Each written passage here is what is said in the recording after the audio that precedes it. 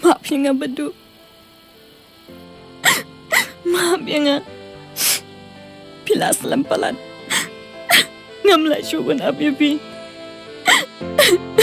Maaf ya nga. Maaf ya nga. Kijing posni hukum umjen. Kijano klem snautu. Jingit gabang akengkor. Kendet kinsan ngadu. Tangki umat kimla bentgen. Yado nuat balapdan.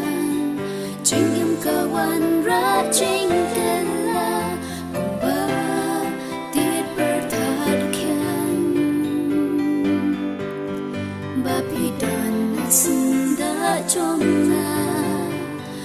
Benanga pijuan.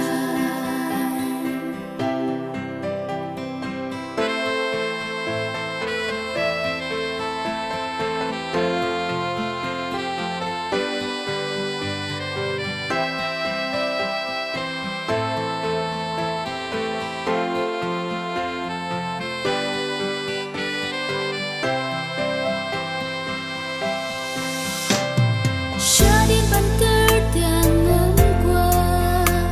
Kaminta kam dondor. Jingam karbang jutikna. Sesisien ka syukur.